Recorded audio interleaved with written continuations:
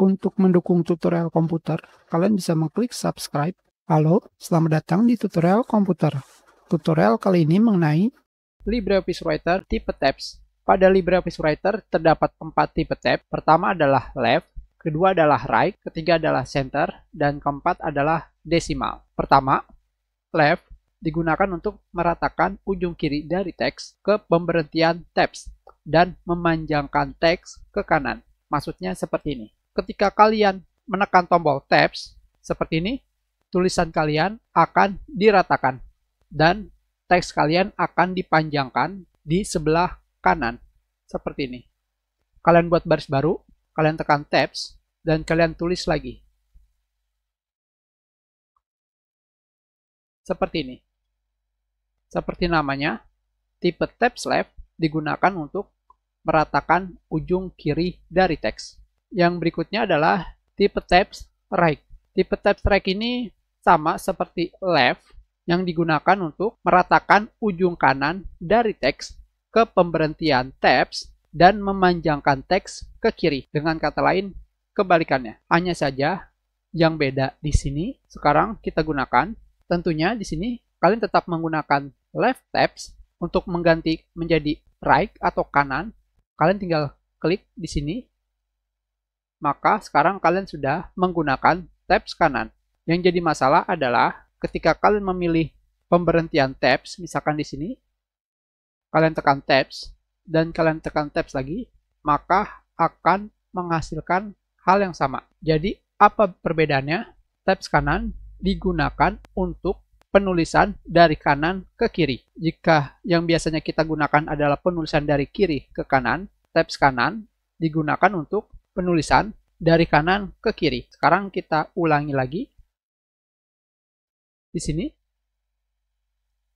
kita gunakan tabs left seperti ini, dan di sini terdapat dua icon baru, yaitu left to right untuk penulisan dari kiri ke kanan dan right to left penulisan dari kanan ke kiri. Sekarang kita klik. Seperti yang kalian lihat di sini, tab stopnya berganti ke kanan dan kalian langsung menggunakan tab right atau tabs kanan. Sekarang kita gunakan tabs seperti ini. Tetapi di sini kita masih menggunakan tabs kiri. Kita hilangkan. Tidak bisa hilang. Kita hilangkan tabs kiri. Tetap tidak bisa. Kita kembalikan lagi menjadi kiri ke kanan. Kita hilangkan dan kita langsung ganti kanan ke kiri. Dari sini kita gunakan tabs dan kalian langsung menggunakan tabs kanan. Ini adalah kegunaan dari tabs kanan. Sekarang kita hapus. Sekarang di sini kita tentukan tab stop untuk tabs right atau tabs kanan. Kita tentukan dengan mengklik kiri pada mouse dan kita buat tab stop selanjutnya dan kita tekan tombol tabs seperti ini. Kita hilangkan tab stopnya.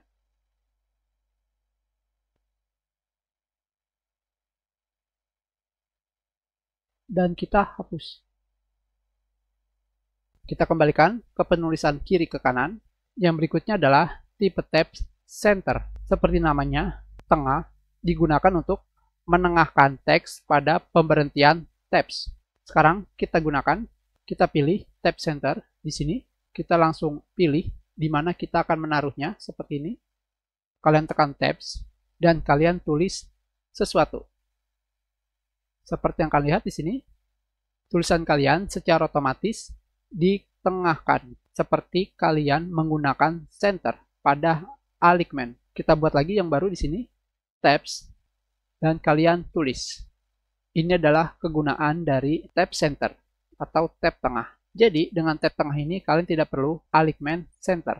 Yang berikutnya adalah tipe tab stop decimal. Tipe tab stop decimal ini digunakan untuk meratakan karakter dengan tipe decimal sebagai pemisahnya. Sekarang, kita klik OK, dan kita pilih tab stop decimal. Tentunya kalian bisa melihat di sini terdapat titik. Kita gunakan magnifier.